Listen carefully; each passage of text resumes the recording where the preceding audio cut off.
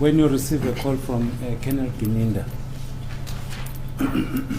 was it a direct call from Colonel Gininda, or was it a call? Sorry, let me just put it this way.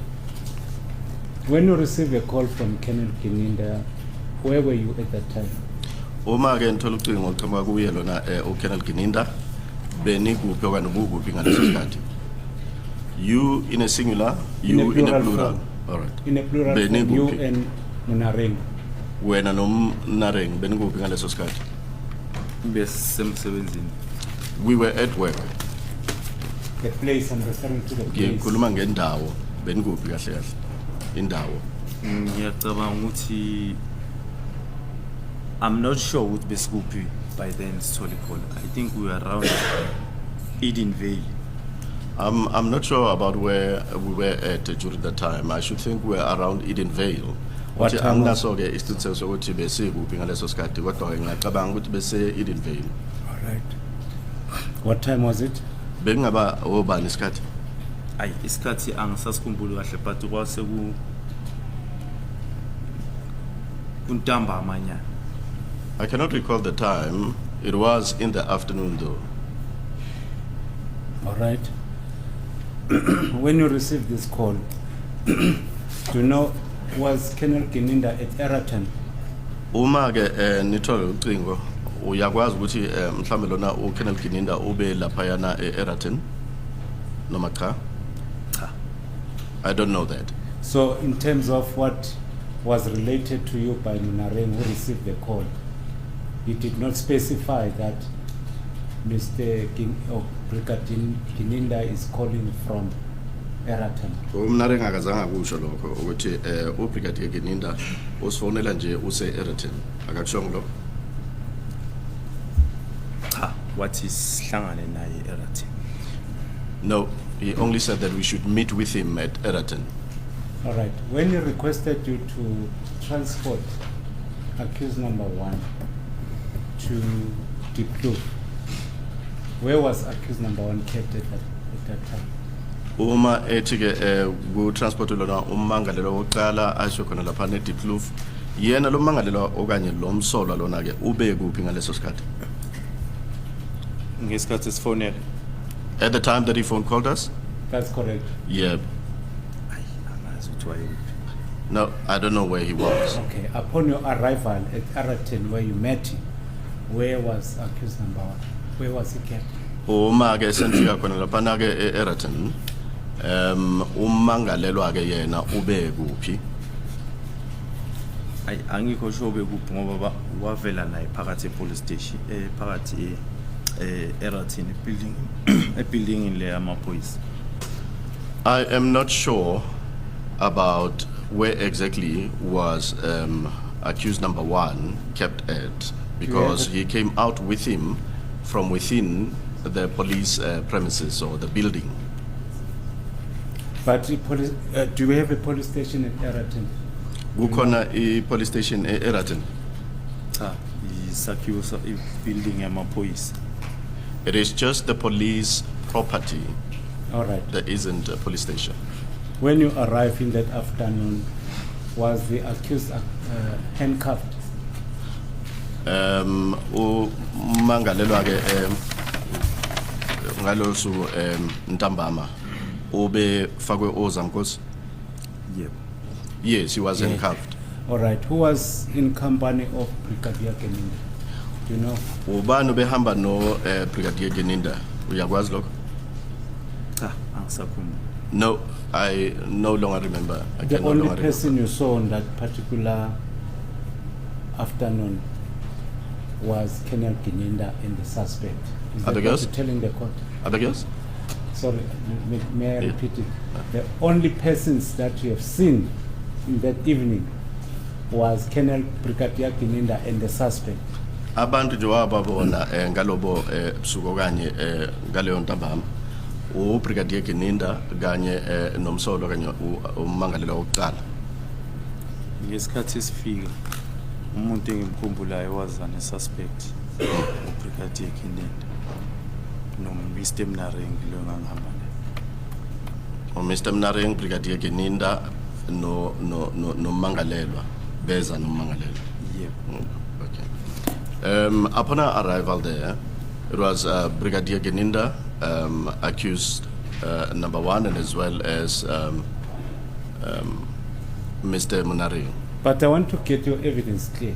Were you not traveling with Mr. Mnareng when you were called to come to Eratin? Kanti wena bungahambi naye uMnareng ngenkathi nibizelwa khona lapha eEratin. Bengihamba naye ngabamfoni. I was in his company at the time that he was phone called. Yes, other than yourself, Constable Mnareng, Brigadier Geninda, and the suspect, are there any persons that were in company of Mr. Geninda or were in the vicinity of the place where you were? Ngaphandle kwakho uMnareng, umsolwa kanye no Brigadier Geninda, kwakhona yini abanye abantu kanye omunye umuntu owayehamba mhlawumbe noGeninda okanye beseduze kuleyo ndawo la uGeninda bekhona? Angikhumbule omunye umuntu ngaphandle kwalabo engibabali. No, I cannot remember any other person, save for the ones that I have mentioned. All right. That is particularly at the time of our arrival. All right. When I follow your evidence, I just spotted that there are so many things that you cannot remember. But let us proceed with the examination. Kukhona kuningi mangikulalela ukuthi ungakhumbuli. Kodwa ke nanoma kunjalo ke asiqhubeke. All right. You said you didn't see any other persons. My question is, the first time you saw this handcuffed person, was he at the time he was taken out of the building, or was he taken out of the motor vehicle of Mr. Geninda?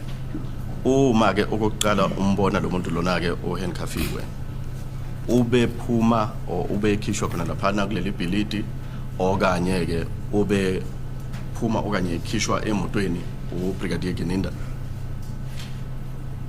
Cha, mina ngikhumbula ephuma ebuilding yamaphoyisa.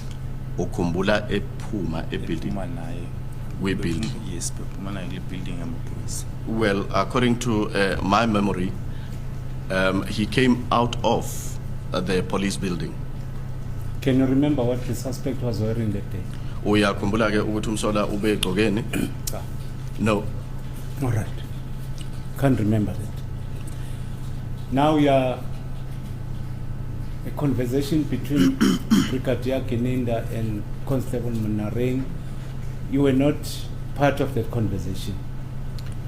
Khona ke ingxoxo khona phakathi kwa Brigadier Geninda no Constable Mnareng. Wena ke ubungabambanga ichaza lapho kuleyo ngxoxo. Ubungeyona ingxenye yalo ingxoxo eyayikhona laphana phakathi kwa uBrigadier Geninda no Constable Mnareng. Khona ichaza walibamba lapho kuleyo ngxoxo phakathi kwa Geninda naye lona uMnareng. The client wants to speak to you. May I approach?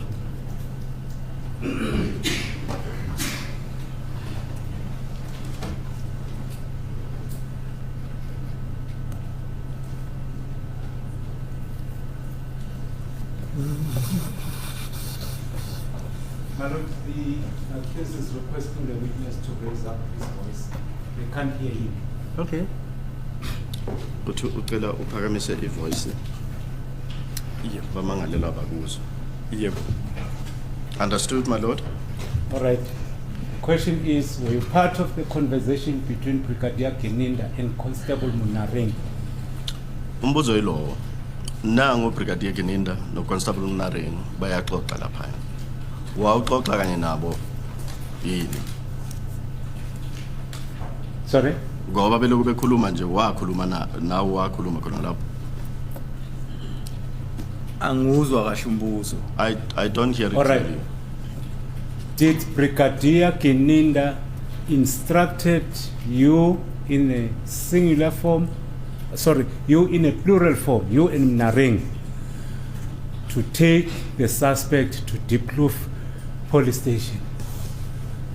Manje uma ke entshela ukuthi nenzeni lona uBrigadier Geninda watshela wena noMnareng ngesikhathi esisodwa ngamanye amazwi ubekhuluma nani nobabini ukuthi nithathe lona ke umsola nimse eDeepkloof police station noma ke ubekhuluma nomuntu oyedwa ekhuluma nomnare ngedwa na ngesikhathi esho lo wakhuluma nathi sobabili. At the time that he was giving those instructions, he spoke to the both of us. All right. Did he specify as to what the suspect was going to do at Deepkloof police station? Wakusho yini ukuthi lo msolwa ube yokwenzani khona lapha na eDeepkloof police station? Azange ngivuthi wayekwenzani azange angikhumbule sitshela ukuthi wayekwenzani umsolwa le. I do not remember him telling us what the suspect was going to do at the Deepkloof police station. So now you are traveling with the suspect to Deepkloof police station. Was there any conversation between yourself and the suspect during the conveyance of the suspect? Seniyahamba ke niyakhona lapha na ke eDeepkloof police station. Ngabe ke kukhona ke enanixoxa ngaphakathi emotweni sengisho ukuthi phakathi kwakho ke nomnareng nalo msolwa lo. No, there wasn't. All right.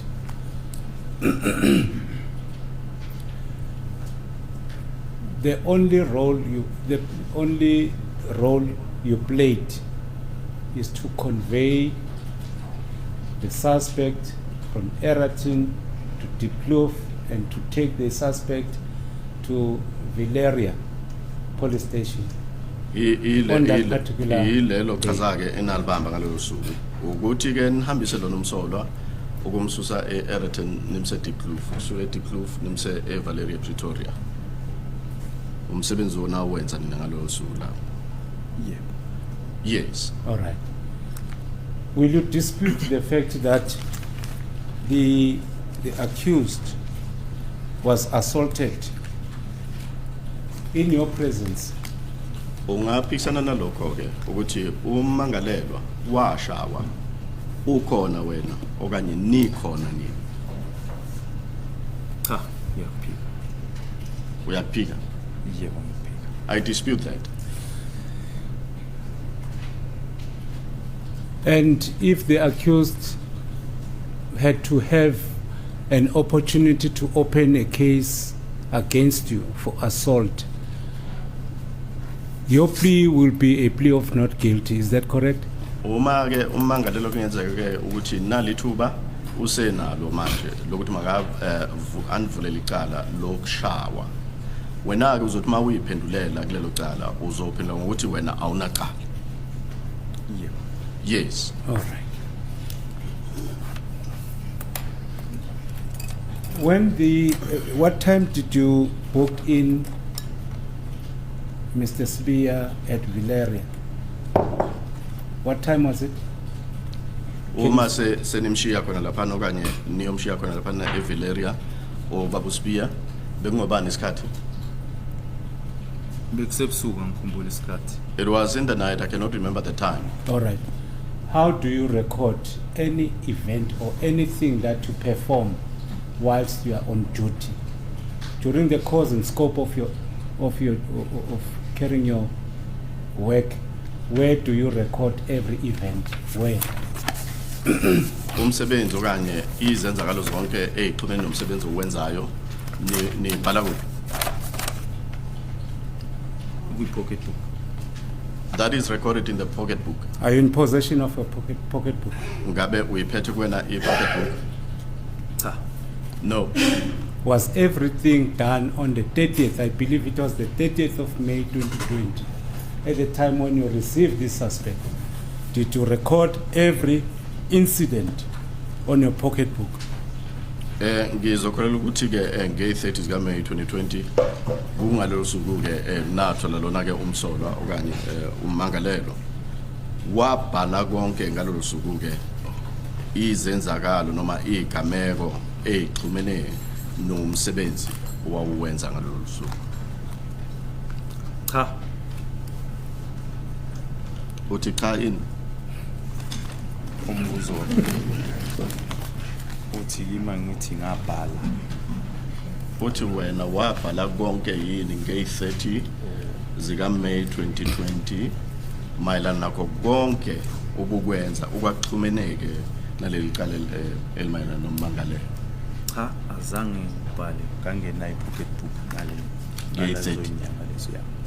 No, I did not record anything on that date in particular, because during those months I was not in possession of the pocketbook. Why is that the solid reason why you could not record anything? Other than a pocketbook, any scrap paper can't be of essence to record what you were doing. Ngaphandle kwe pocketbook ke ayikho ke i-pocketbook. Kwakungekho mhlambe nepheshana nje ubungalisebenzisa ukuthi ubhale phansi ukuthi kwenzakalani ngalo suku. No, I did not have. How can we assure this honorable court that you were on duty on that day? Manje singaqinisekisela inkantolo kanjani ukuthi ngalolo suku ke wena ubusumsebenzini ngempela. E-ofisini masi reporter on duty bayabhala ukuthi si on duty ngalelo. Now, when we report for duty at the office, it is written down that we are on duty on that day. All right. Do we have that proof, or can we obtain that proof to conclude that we are on duty on that particular day? Manje sinento ebambekayo yokuthi ngalolo suku ubusemsebenzini. Sinobufakazi yini obubambekayo obungasho ukuthi ngalolo suku ubusemsebenzini yini? Yeah. Yes. All right. Who is your commander? Ucommander wakho bani? Or who was your commander on that day? Bekubani ke ucommander wakho ngalolo suku? Sikhuluma nge-30 zika May 2020. Ngisho ukuthi ngalolo suku esikhuluma ngalo i-30 zika May 2020 bekubani ucommander wakho? I-commander yami esiphethe unitini kwakunhlapho mangikhumbula kahle. If I remember well, it was Nhlapho, the commander that was in charge. It was Nhlapho. All right. Was it not prudent enough for Nhlapho to convey a message as your commander from Brigadier Gininda to instruct you to attend to the request of Mr. Gininda? Bengekhona ke ukuhlakanipha ukuthi mhlambe ngendlela bezobe ebambeke le case ngakhona ukuthi kube uNhlapho okwaziyo ke ukuthi anikeze ama instructions aqhamuka khona le ku Gininda. Amanye amazwi Gininda atshela uNhlapho, uNhlapho atshele nini ukuthi uGininda uthini? Angingazi ukuthi kungaba ukuhlakanipha. I wouldn't know whether it would have been prudent or not. All right. But according to the area, the geographical area of Eraten, that area is covered by JMPD. Am I right? I-Eraten leyo ndawo leyo ingaphansi kwe JMPD. Ngabe ngiqinisile? Yebo. That is correct. Do you know the reason why it was necessary and imperative for you to be called, or maybe I can reserve it for Colonel Gininda, but do you know of any reasons why they had to call you, precisely you and Mnareng? Uyasazi yini isizathu esenza ukuthi babize nina wena noMnareng ngendlela le ikhethile babize wena noMnareng? Ngiyacabanga ukuthi mhlambe indlela asithemba ngayo ngoba besinokusebenza. Well, I'm thinking that could have been as a result of how he trusted us, because we used to work with him. All right. The answer that I'll give you is because from the time he was arrested, you were involved in the assault of the accused, torturing of the accused. He was involved? Yes, with other Metropolis officers. Magaboshwa lona ummangalelo. Nawe ke walibamba iqhaza ekutheni kushawe nokuthi kuhlukunyezwe lona ke ummangalelo. Cha, ningamaphoyisa. Niyisicuku nje samaphoyisa. Cha, angizange ngilibambe iqhaza la. No, I did not contribute in that. The reason being that, to advance my reason, is because as an EMPD, you were within the jurisdiction because the accused was arrested at Ekurhuleni in Tembisa. Isizathu esenza ukuthi ngikhulume kanjalo ingoba wena wawungaphansi kwaleyo ndawo yase Ekurhuleni. Kwaphela ke ummangalelwa waboshwa khona lapha endaweni yase Tembisa, iTembisa lena ke ise Ekurhuleni.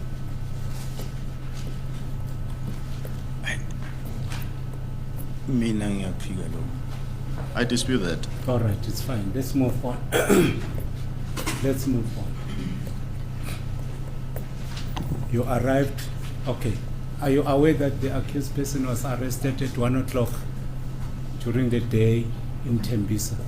Uyakwazi lokho ukuthi ummangalelwa waboshwa ngo 1 o'clock emini eTembisa? No, I don't know that. So at the time he was booked at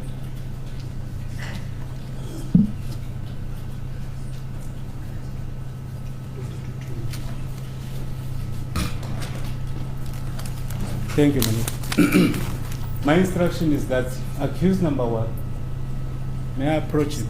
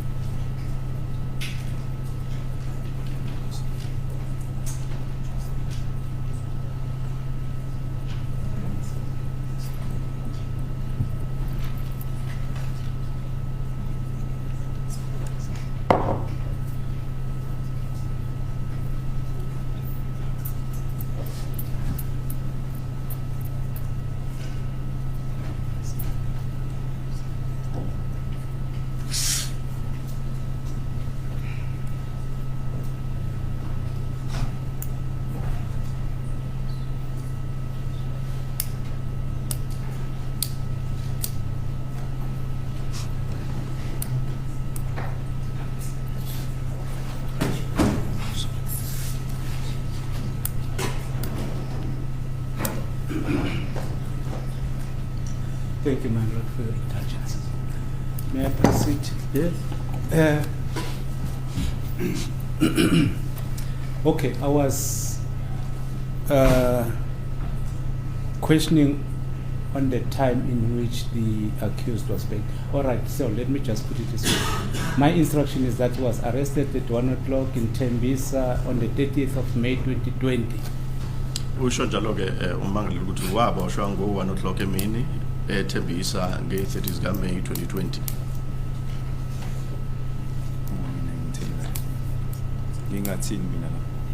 What can I say about that now?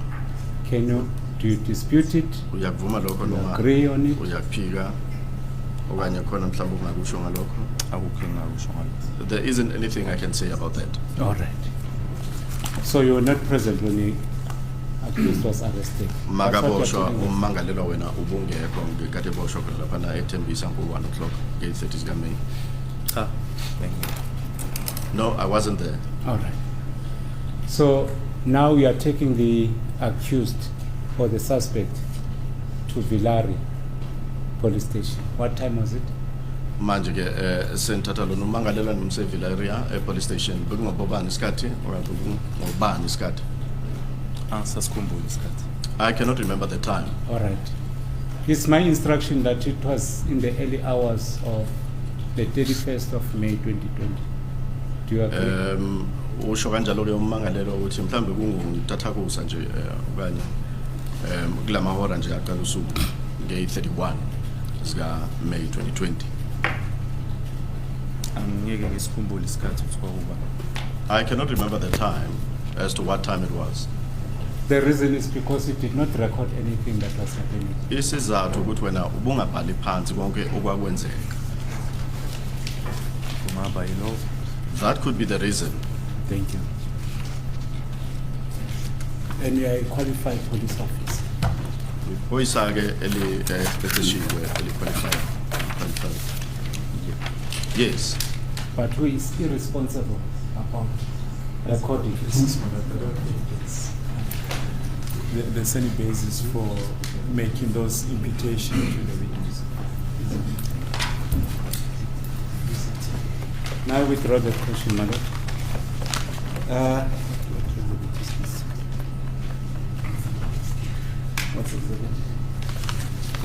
My lord, I would like to refer the witness to Exhibit MM.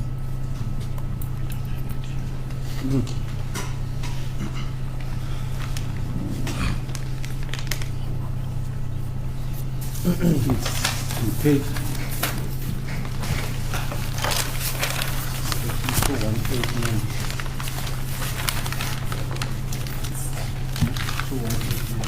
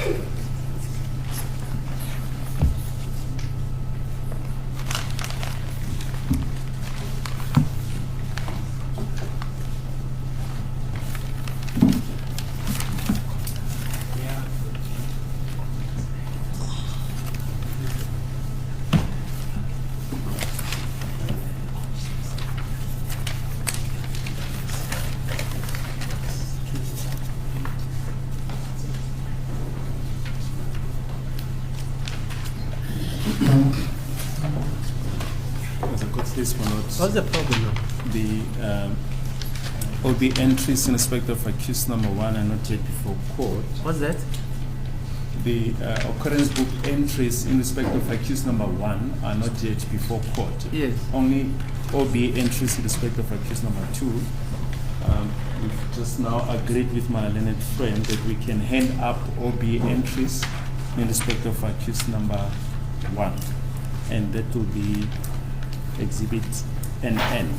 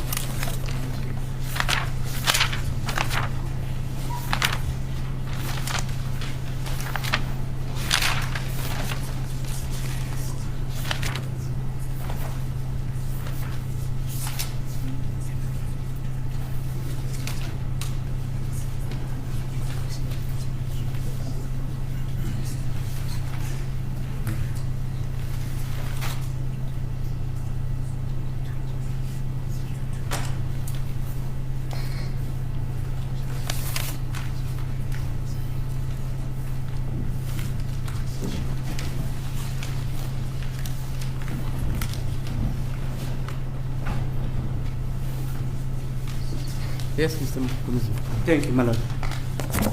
So, sir, are you in possession of the document, the occurrence book? Reflecting we have the- occurrence book. Yeah, ngiyabona. Yes, I can see it. On the bottom part of the page 2189. Uyayibona ke la phansi ku Do you see that 2189. entry? Uyakubona lo?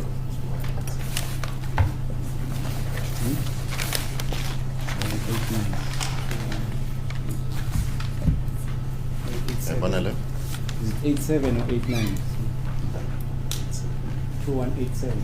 Oh, 2187 noma The 2189. last entry Le? on that page. Oh, 87 noma 89 lo. Yebo ngiyabona. Oh, 87 noma 89. Ngiyacabanga ukuthi 87. I think it is 87. Thank you. Let's just 2187. proceed. Can you confirm that that entry confirms that the suspect was booked in at 1:40 in the AM. Ungaqinisekisa ke ukuthi wabhukwa ini ngo 1:40 ekuseni. Yeah, ngalo kubhalelwa it's 140. Based on what is recorded here, it is 1:40. He was booked by Sergeant Mohola. Wafaka khona laphana ke uSergeant Mohola. Yebo ngiyabona. Yes, I can see that. All right. So, have you seen Sergeant Mohola? Or is it Sergeant or Captain? But it refers to Mohola. Uye wambona yini uSergeant Mohola? Usergeant Did you see noma him? uCaptain wambona yini? Yebo. I did see him. Is it a him or she? Umuntu wesilisa noma wesimame? Awesome. It's a female being. All right. Who was supposed to book this suspect? Because you said he was given to you by Brigadier Geninda to take him to Villarreal police station. Ubani obefanele ukuthi ambuke in kwaphela ke There's no evidence of the witness. He said he was asked to escort the team to Villarreal. May I rephrase, my lord?